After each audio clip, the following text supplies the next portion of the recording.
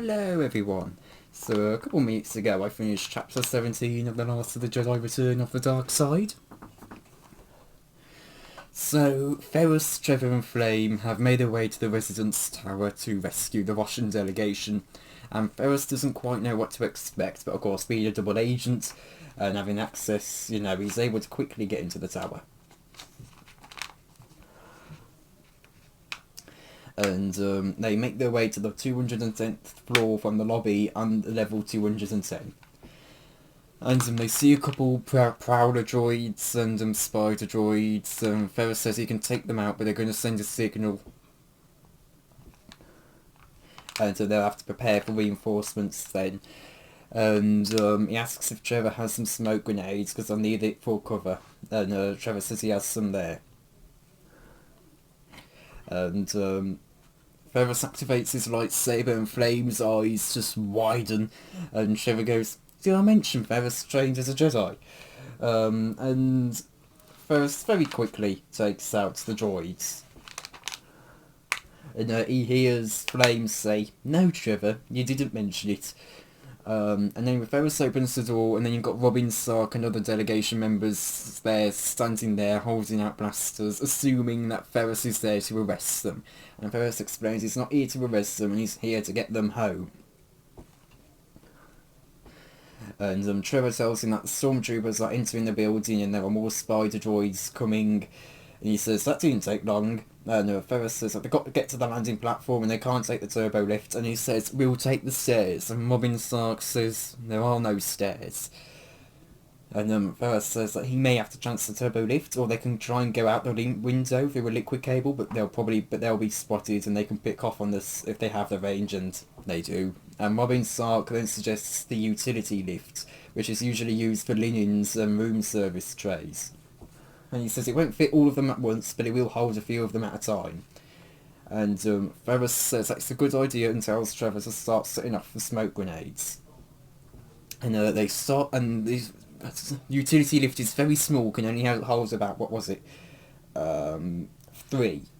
Ferris says he'll go with them in case there's any trouble, and he asks Flame to stay behind for a bit. And says asks Flame if she can stay behind and help the rest of the Roshians. And Flame says she won't leave them. And Robin Sark, another delegation member, and Ferris goes down. And Ferris, and they start hearing fire alarms go off, and Ferris reassures them that it's just the smoke grenades. And they're going to start evacuating the building, which, or at least part of it, so they can also use that for cover. And Robin Sark says that they'll have to get to their ship, and says it's no doubt it will be heavily guarded. Ferris says that they've already got that sorted out with the pilots, where he knows her skills are incredible, and says she'll get them back to Rosha. And Robin Sark says, "Why are you doing this?" Ferris says he has a very long story, and that's when they start hearing explosives, and Robin says he'll take the short version.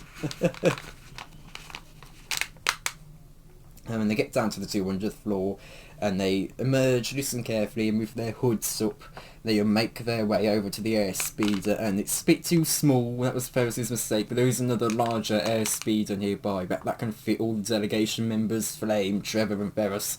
And so they get in there, and Ferris explains his plan with emerging technology to Robin Sark.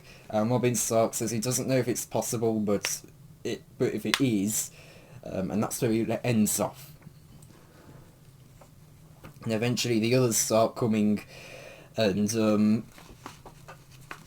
there's more stormtroopers move out to guard the platform, and they quickly race away. Ferris slips down into a space lane and then an express tunnel, and he explains he's taken them to the Crystal Forest, and he starts speaking with Dinko, and Dinko tells him that it's all over, and that Bog has won the election. And Ferris asks about the bribery evidence, and Dinko says Vader shut down the HoloNet, and he asks, "Didn't you know?" And he says that they got worse, and he says they got on word that the comm system might go down as well. And he says that the ministers, they had tried, but Blog blog, but Bog claimed the evidence was planted during the 10 minutes his droid was missing during the assassination attempt, which is really a bit... Oh, Feb, it really is a bit of a... Oh, Trevor, this is kind of all your fault now, isn't it? If Trevor and Flame hadn't taken that droid, the evidence would have been valid. And Ferris says, that's ridiculous. It was in sight the whole time. I can testify to that. And Tinko says it doesn't matter. The first thing Bog is doing is outlawing pretty much all the personal droids. Hold on. Right, I'm like... There we go. And he's now pretty much ruling out all personal... And it says Bog's... And he says... It doesn't matter. Bog's first ruling was to outlaw all personal droids, and he gave up his own as a gesture of solidarity with the law. They are blaming the Roshians, saying they can infiltrate our systems through our PDs. And the comm systems begin to crackle, and he says and Zinko says to get them out. And Ferris asks about Aaron Larker. And but the comms go silent, and Flame looks below and sees that there are already people queuing up to hand in their personal droids, and Robin views how they're giving up their freedom for nothing, and they can't hurt them. And Stadner starts to feel the craft as they go through stuff, and they eventually make their way to the Crystal Forest, and Ferris tells Flame that she's counting on her, and Flame reassures Ferris he'll deliver them safely, and he says that she's sure they'll meet again, and there's lots of work for them to do.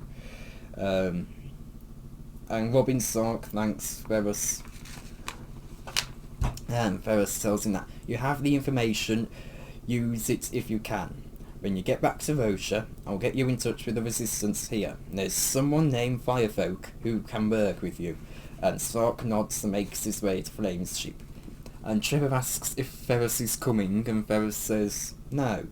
And Trevor says, but there's nothing left for you here, and Ferris says that he has to get Firefolk in touch with the Resistance, especially because, the comm systems are going down. He needs to make sure that he can be that there's someone on either end that can fix it. And also he says that he can't just disappear because Vader will be expecting a report. And Trevor says, but he told him to bring him the thief. And Ferris knows he's bluffing, and that he can't hurt him yet. And he says the Emperor still wants him around, and he tells Trevor he has to go.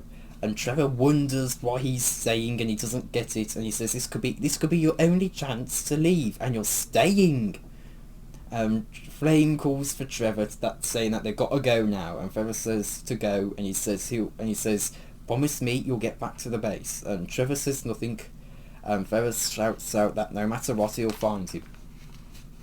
And Trevor doesn't turn and continues going back up, and Ferris feels a wrenching in his heart as if he's just made a big mistake, and he just thinks may the Force be with him. Again, not a whole lot to talk about. This is a very actiony chapter.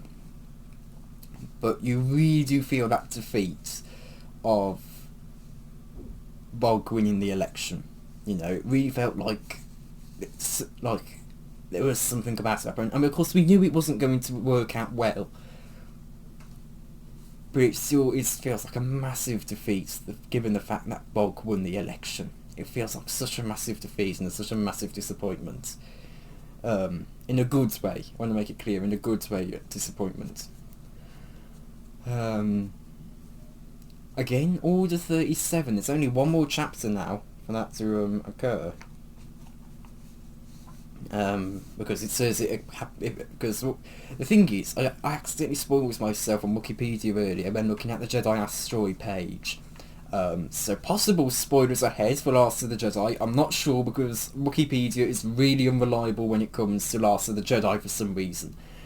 But it said that Homer and Flame were moles. I searched up what a mole is. Of course I know they're little animals, but what it means in that term, and it refers to a spy.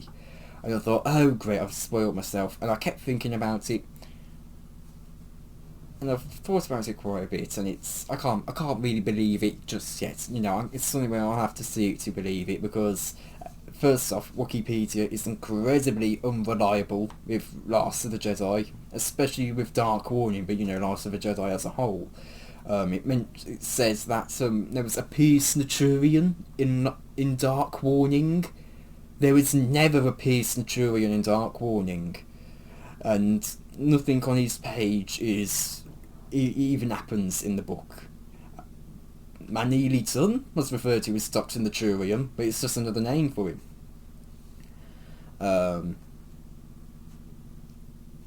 You also had Juro, who wasn't mentioned at all until I added the page on there. And it was said that Donal was the one who exposed the place of solace, not Juro. And it was like, hey? No, it was Juro. The book makes it, Death on Naboo makes it very clear it's Juro, not Donal. And Donal doesn't even get mentioned in Death on Naboo. It also says stuff like Malorum was with Sankor in Dark Warning on Polis Mars, and that's a lie. That's a lie. Malorum was never there on Polis Master. Looking at some of the earlier talk pages, there's people saying that, since when did it say Malorum got stabbed? I read the book years ago, and he fell to his death. There was someone saying that. So, there's a lot of misinformation surrounding The Last of the Jedi on Wikipedia, and it wouldn't surprise me if someone just thought, okay, Toma, he got into a contact with Flame turns out to be a spy, because again, it is proposed that she might not be the Flame that we are hoping to know, or, she may be an imposter, and so it may be, Toma was in it when he actually wasn't, so it wouldn't surprise me if that's the case. But again, I need to finish the series to give a proper judgment, but personally it's a bit tough to believe with all the misinformation surrounding Last of the Jedi on Wikipedia. I would say maybe that Wikipedia maybe needs a little bit of a Last of the Jedi overhaul. There's also mention of a character called Guide who, in the books, that turns out to be Solace, but there's a dedicated page to Guide. Even though Guide isn't an individual character, he's just Solace. So, yeah. Anyway, back to this chapter.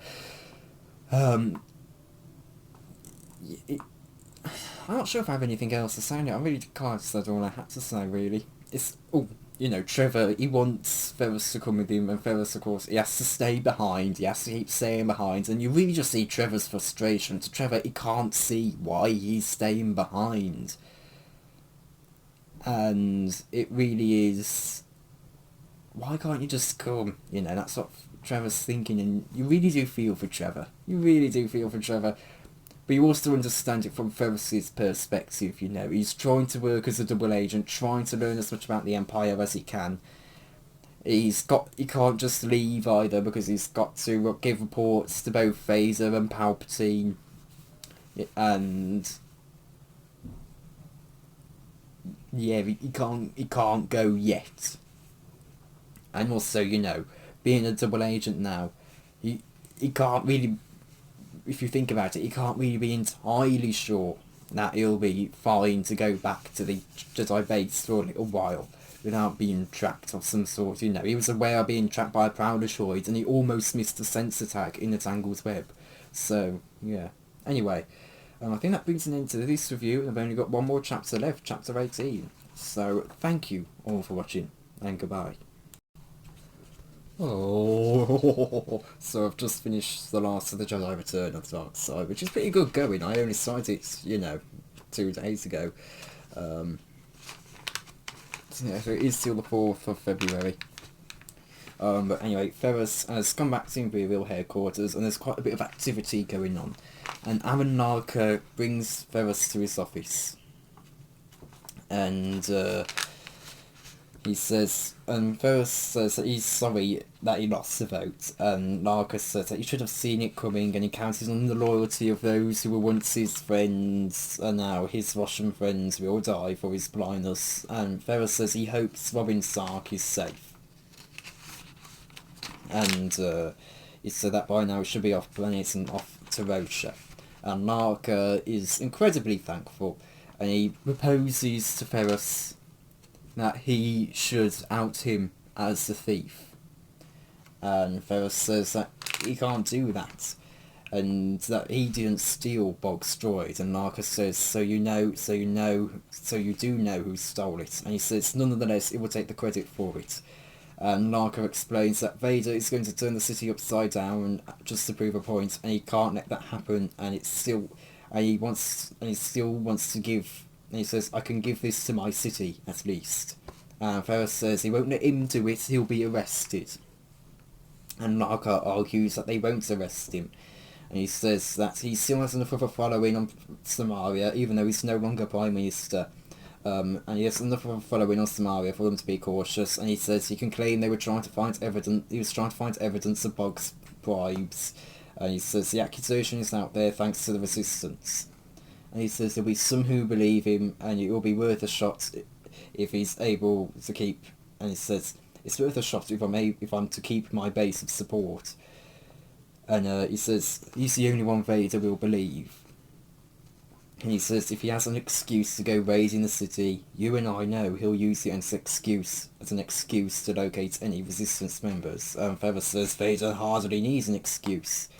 And Larka thinks that South doesn't need any more unrest. And he says that he promises them as long as he agrees to publicly support Bog's story, they'll let him go. And as they've got on exactly what they wanted. And Ferris knows better. He says he can't let them do it. And Larka says it's done, and he walks out. And 2 days later, Larka was arrested. Ferris is sitting in the BRT computer room with his head in his hands. And he's just heard that Larka has been arrested, charged with theft and conspiracy, and on his first day at the Samarian prison he was killed by a guard. With the official reason being he was trying to escape, but Ferris knows that Darth Vader had given the order, and knows that Larka had underestimated how cruel Vader would be. Ferris knows Vader didn't care about how he would look, all he wanted was control, and he has it. We learn that Dinko has been arrested, and that Ferris has been unable to contact Nek or Firefolk, and he's heard no news on Rocha with the HoloNet down, with the HoloNet down there was no way to hear anything except through official Imperial reports, which of course he can't trust anyway.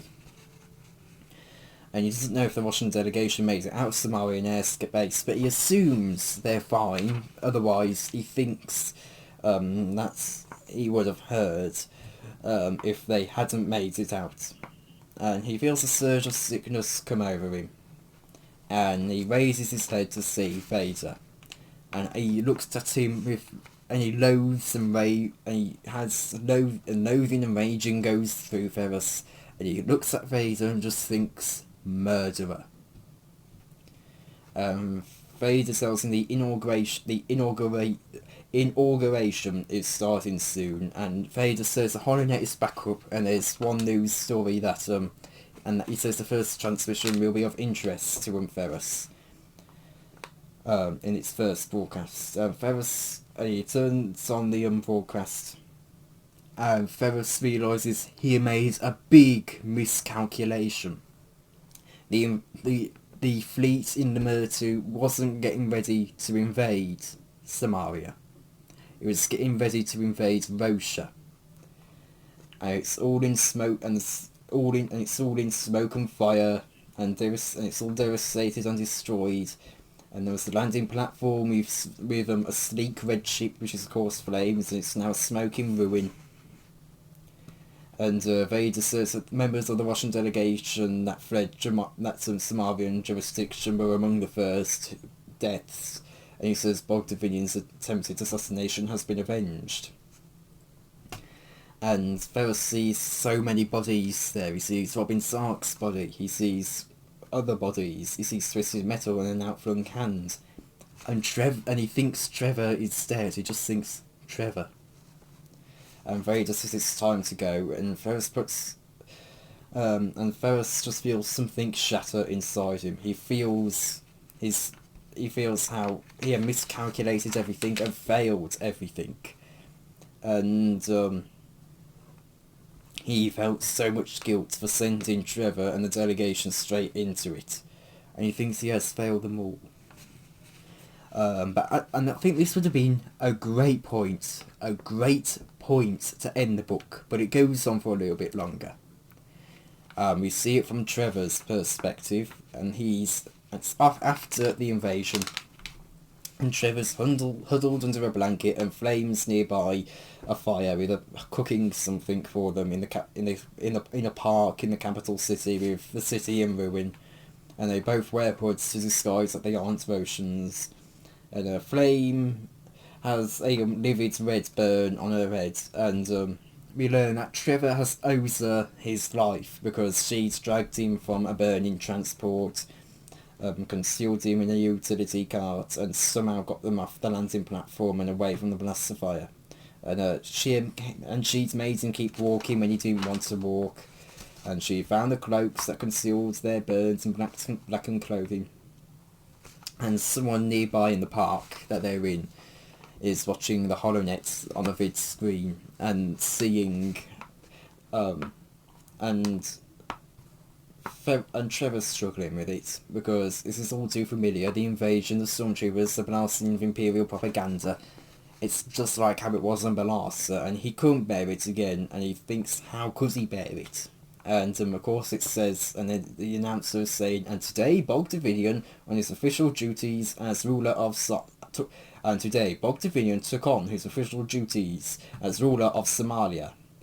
At his side were the ministers of state as well as invited guests. The Emperor sent his congratulations. And Ferris looks on the vid screen and sees Bog in a purple cape, and Darth Vader stands on one side and the other Ferris. And Flame says to Trevor, "You still trust him?" And Trevor says, "Sure." And Flame crouches next to him, and she says that Bog is ruler, Aaron is dead, Dinko's arrested, and here on motion they knew they were coming. And she says, "They were waiting for us, Trevor. It was an ambush. How did they know?" And Trevor looks away from Flame back to the vid screen, and he sees Ferris walking through the cheering crowd with Vader, and he repeats the words in his head, "It was an ambush. How did they know?" And Trevor starts to feel his eyes burn, but not from the smoke, and he thinks, how did they know, Ferris? And that's where we end the book. I think this is probably the best of the Last of the Jedi books so far. So quick review for this chapter, I guess. You really just see Ferris's defeat in this. You really just see how he feels he's failed everyone. You know, he failed to protect the delegation, which he was trying to do. He's absolutely seething at Vader.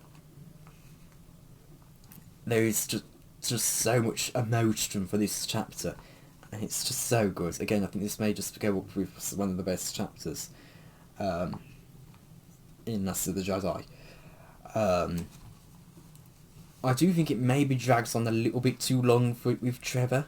I think ending it with Ferris feeling like he just failed everyone, I think that would have been a better place to end the book. If they feel, even when I was reading it, I thought, this would have been such a good ending point for the book. But, you know, it's okay that it carried on a little bit, and we got to see a bit of Trevor's perspective, and it's interesting to see, and it'll be interesting to see how Trevor feels about Ferris now. Is he going to start feeling a bit of denial? Start thinking that Ferris has actually been corrupted by the Empire when Ferris isn't yet? It's going to be interesting to see if Ferris thinking that he's killed Trevor unintentionally, if he starts leaning a bit more into the dark side, and if Palpatine's manipulations start working a bit more. So it's going to be interesting to see where this leads in the next book.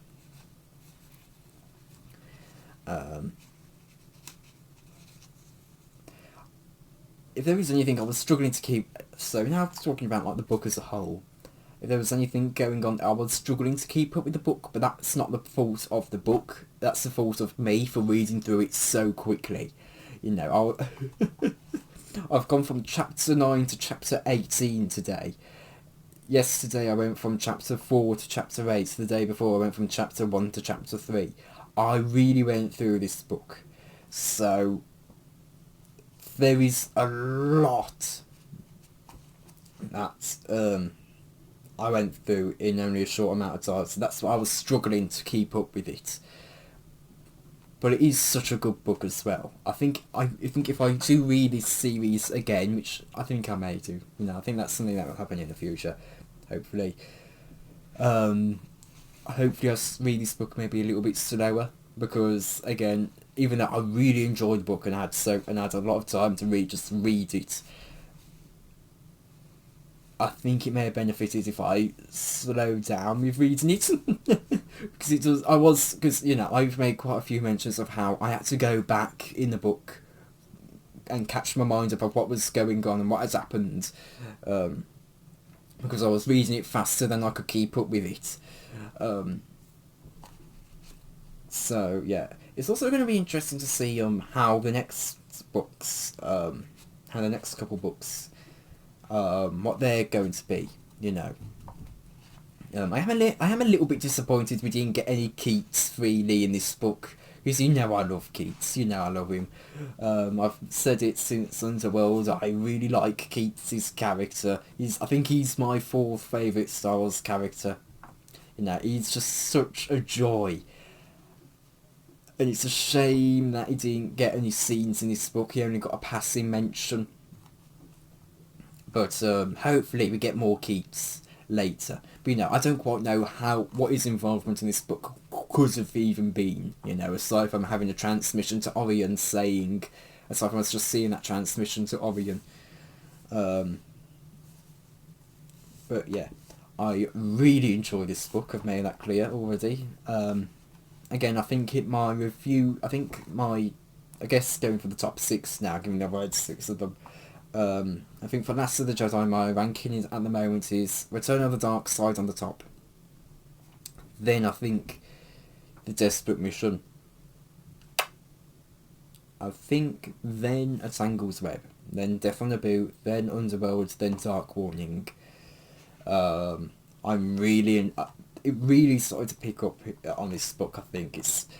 The first 5 books were quite good, but this is really, really good. And I have heard that the later books on this series are quite good. And they definitely are. So it's going to be interesting to see what the next book has. It's called Secret Weapon. It's going to be interesting to see what the plot for that book will be. It's going to be interesting to see also how, if Solus and if Ferris's crew, excluding Trevor, of course, get any more involvement in the next book, because again they're on the Jedi asteroid, but they're not necessarily able to get off. And I do think if there is one thing I'm a bit disappointed with when it comes to this book, it's that we didn't get to see what they thought of Trevor leaving. We didn't get a chapter or moment where we got to see how their reaction to Trevor having left. Maybe we'll get that in the next book or next couple of books, but it definitely just feels like couldn't we have seen what their reaction was to Trevor having gone, and having abandoned them.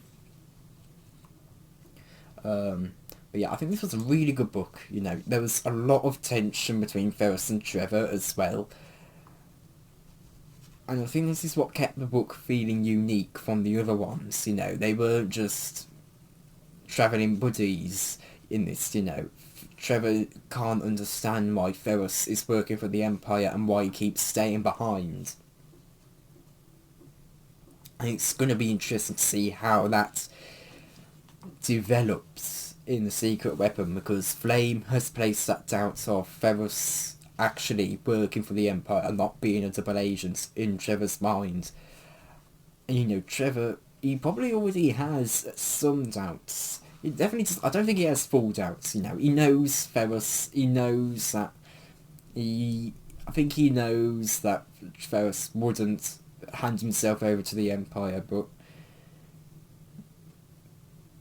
with everything that is going on so far, with Ferris in this book, and how frustrated he gets at Ferris for staying behind, it would not surprise me if he winds up thinking that